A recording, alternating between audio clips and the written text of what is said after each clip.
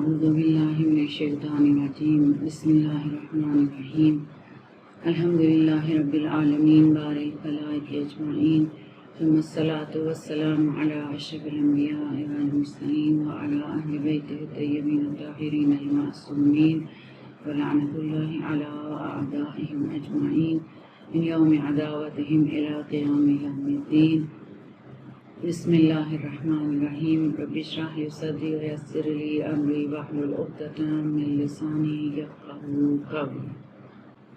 عزیزان گرامی، ابھی تک ہماری جتنی بھی گفتگو تھی وہ انفرادی صبر کے بارے میں تھی، یعنی فرد کس طرح سے ہر انسان کے لیے، ہر انسان مومن کے لیے صبر لازم ہے، لیکن فرد کا صبر کافی نہیں ہے۔ افراد ایک ایک کر کے صابر بنے تاکہ صابرین کی ایک جماعت ہو جو اللہ کے ولی کی نصرت اور اللہ کے دین کی نصرت کر سکے۔ سورہ آل عمران کی آخری آیت ہے یا ایھا الذین آمنوا اصبروا وصابروا ورابطوا لعلکم تتقون۔ اے صاحبان ایمان، تم سب صبر کرو، انفرادی طور پر ایک مومن کو صابر ہونا چاہیے۔ وصابروا با جماعت صبر کرو، اکٹھے صابر۔ کسی بھی معاشرے کی تشکیل کے لیے، کسی بھی معاشرے میں انسان انفرادی طور پر کامیاب زندگی نہیں گزار سکتا ہے۔ ہر فرد کو دوسروں کے ساتھ مل کر کام کرنے کی اور اسی طرح سے دوسروں کے کام کی ضرورت ہے۔ ہر انسان اپنی بہت ساری ضروریات کو دوسروں سے پورا کرتا ہے اور انسان کی بہت ساری ضرورتیں گروہی اور باجماعت کام کے ساتھ مشروط ہیں۔ اجتماعی کام، گروہی کام میں اللہ تعالیٰ نے برکت رکھی ہے اور اجتماعی کام میں صبر کی زیادہ ضرورت ہے اور اجتماعی کام کے آثار زیادہ ہیں۔ فرد کی صلاحیت بہرحال جتنی بھی ہو وہ جماعت کی جگہ نہیں لے سکتی ہے، لہذا دین فرد کی جتنی بھی صلاحیتیں ہیں، جن بھی توانائیوں کو وہ اپنے اندر پیدا کرنے یا انہیں بڑھانے کی تاکید کرتا ہے، وہ اس لیے تاکہ آپ باجماعت مل کر خدمت کر سکیں، انسانیت کی خدمت کر سکیں دوسروں کی۔ اجتماعی کاموں کا ثواب بہت زیادہ ہے، جبکہ اجتماعی کاموں میں صبر کے بغیر اجتماعی کاموں کا پایہ تکمیل تک پہنچنا تقریباً ناممکن ہے۔ باجماعت صبر میں سب سے بڑی مشکل یہ ہے، ممکن ہے جماعت کے اکثر افراد صبر کرنے کے لیے تیار ہی نہ ہوں، صبر کی اہمیت سے آشنا ہی نہ ہوں یا اہمیت کے باوجود اسے درخور اعتنا نہ جانتے ہوں، لہٰذا جو بھی اس جماعت کا حصہ ہوگا اس کے لیے یہ بہت مشکل ہو جاتا ہے۔ ہم جب بھی اپنے اجتماعی کاموں کو دیکھتے ہیں، چاہے وہ دینی تنظیمیں ہیں، امام بارگاہوں کی انجمنیں ہیں، جتنی بھی تنظیمیں آپ سوچ سکتے ہیں، ان میں بنیادی ترین مسئلہ اس جماعت کا جو نظر آتا ہے، جتنے بھی نقائص اور مسائل، اگر یہاں پر ذکر کرنے کی میں سمجھتی ہوں ضرورت نہیں ہے، ہم سبھی ان چیزوں کو سمجھتے ہیں اور اکثر اوقات اب ہمارے معاشرے میں یہ سمجھا جاتا ہے کہ دیندار ہونے کا تقاضا یہ ہے کہ آپ کسی بھی تنظیم، جماعت اور گروہی کام کو انجام نہ دیں، کیونکہ گروہی کام میں صبر لازم ہے اور وہ صبر بہرحال ہمیں کم نظر آتا ہے۔ اور اسی اعتبار سے اگر ہم جتنی بھی جماعتیں یا تنظیمیں موجود ہیں، ان کے جتنے بھی اچھے کام ہیں وہ اپنی جگہ موجود ہیں، لیکن ان کے تمام تر نقائص کی بنیادی جڑ بے صبری ہے۔ اگر کوئی پارٹی بازی کرتا ہے تو یہ ایک بے صبری کی علامت ہے، اگر کوئی غلبہ پانا چاہتا ہے، اپنے آپ کو منوانا چاہتا ہے، یہ بھی ایک طرح کی بے صبری ہے۔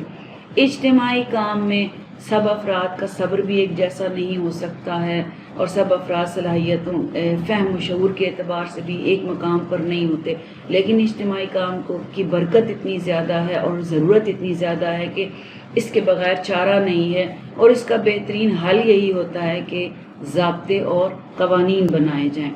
جب کسی بھی کام کے لیے ضابطے اور قوانین بنا لیے جاتے ہیں تو یہ خود بخود جو انسان اس جماعت کا حصہ ہے اور صبر نہیں رکھتا ہے، یہ ضوابط اور قوانین سے صبر کی تعلیم دیتے ہیں۔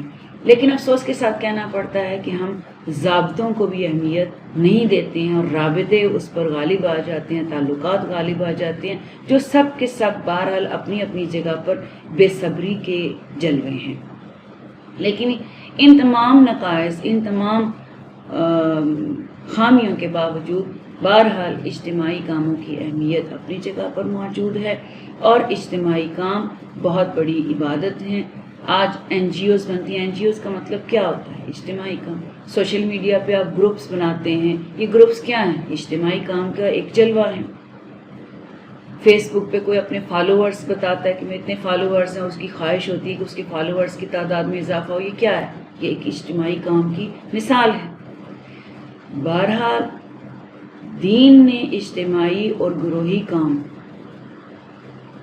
کی اہمیت کو بہت زیادہ بیان کیا ہے اور بہت زیادہ اہمیت ہے، اور بغیر اجتماعی کام کے دین کے بہت سارے کام ایسے ہیں جو فرد کر ہی نہیں سکتا ہے۔ امام صادق علیہ السلام فرماتے ہیں، کون ہے جو میری مدد کرے گا یتیمان آل محمد کی سرپرستی کرنے میں؟ راوی نے پوچھا، یا ابن رسول اللہ، آل محمد کے یتیم کتنے ہیں؟ آپ کے خاندان کے کتنے یتیم ہیں؟ فرمایا،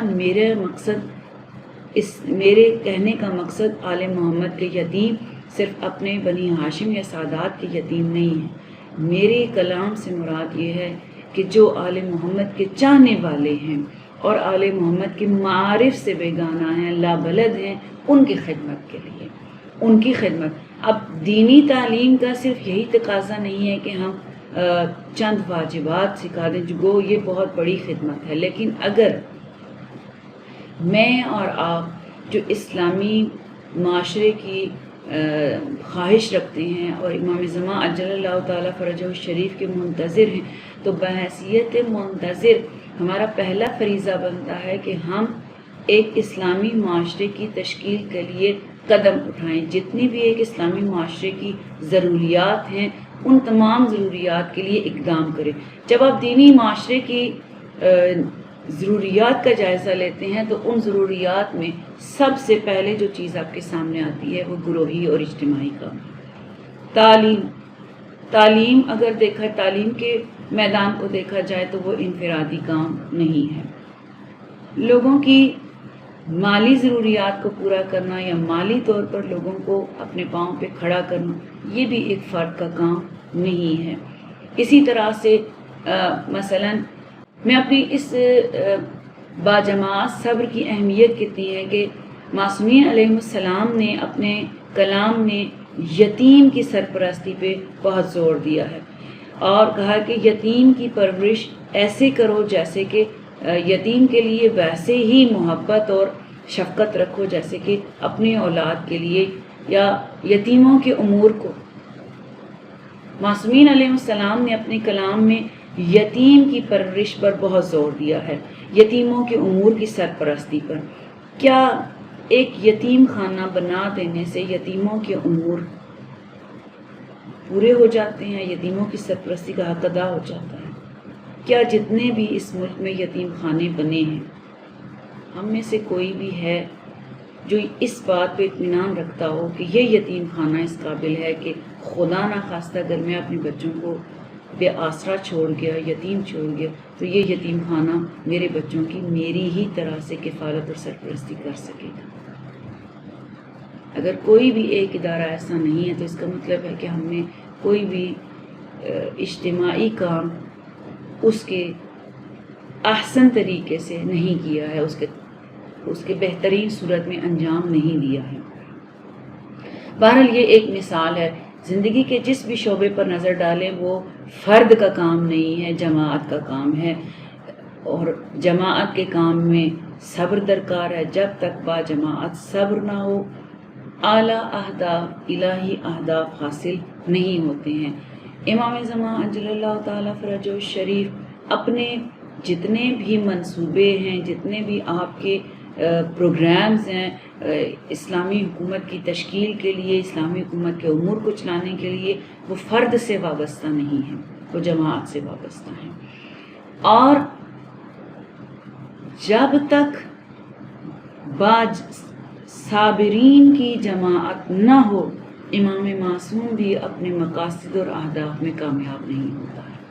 تاریخ میں دیکھ لیجیے، امام علی علیہ السلام کی 4.5 سالہ حکومت میں، جبکہ آپ خلیفۃ المسلمین ہیں، 3 بڑی جنگیں لڑی گئی ہیں، 30,000 افراد آپ کے ہم رکاب شہید ہوئے۔ یہ کم نہیں ہے، 30,000 افراد نے امیر المومنین علی علیہ السلام کے حکم پر اپنی جانیں دی ہیں، لیکن مولا متقیان وہ کامیابی جو چاہتے تھے وہ حاصل نہیں کر سکے۔ کیوں؟ اس لیے کہ آپ کے ہمراہ اگرچہ لوگوں کی کثرت ہے، اگرچہ ایک بہت بڑی جماعت ہے، لیکن جماعت کی اکثریت بے صبرے لوگوں کی ہے، صبر نہیں کر سکیں، صبر نہیں کر سکیں۔ کچھ لوگ جمل میں آپ سے الگ ہو گئے ہیں، ان کے لیے معاملہ مشکوک ہو گیا۔ صفین میں صبر نہیں کر سکیں، نیزوں پہ قرآن دیکھ کر خوارج کا وجود آ گیا، خوارج کا فرقہ وجود میں آ گیا کہ بے صبری کیا۔ تو معصوم بھی اپنے اس الہی اہداف اور پروگرام میں بھی کامیاب نہیں ہو سکتا جب تک کہ اسے صابرین کی جماعت حاصل نہ ہو۔ کربلا کیوں آج تک اتنی تابناک اور روشن اور زندہ ہے اور اتنی مؤثر ہے؟ اس لیے کہ کربلا کا ہر فرد امام معصوم کے ساتھ اسی طرح سے ویسا ہی صبر رکھتا، پوری جماعت صابر ہے اور ایک جیسا صبر رکھتی ہے۔ نہ صرف عاشور کے دن اور عاشور تک انصار حسین کے ساتھ کھڑے ہیں، بلکہ کربلا کی شہادتوں کے بعد جب سیدہ ثانیہ زہرا اپنے قافلے کو لے کر، اپنے قافلے کی سربراہی اور قیادت کرتی ہوئی اسیروں کے اس قافلے کو لے کے چلی ہیں، تو یہ اسیر جن میں عورتیں اور بچے شامل ہیں، یہ بھی صبر کے اس اعلیٰ مقام پر فائز ہیں۔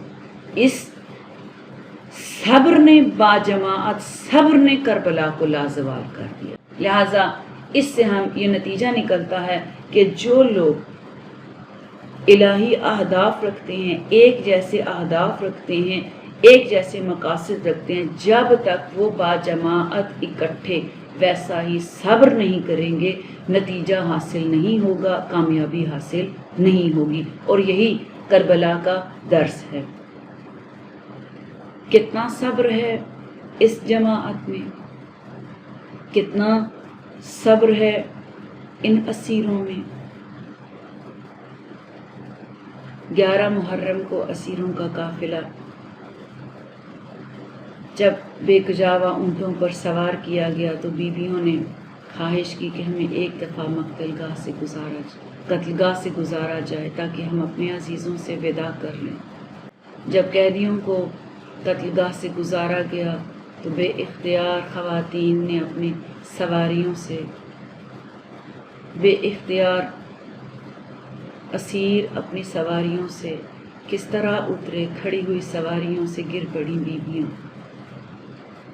عباس کی شہادت میں ہم پڑھتے ہیں کہ جب کوئی سوار زین سے زمین پر آتا ہے تو اپنے ہاتھوں کا سہارا لیتا ہے۔ عباس جب زین سے زمین پر آئے تو عباس کے شانے کٹ چکے تھے۔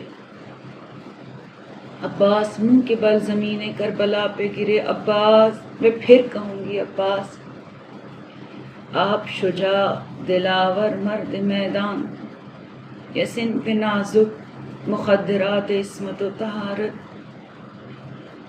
یہ نازوں کی پلی بیویاں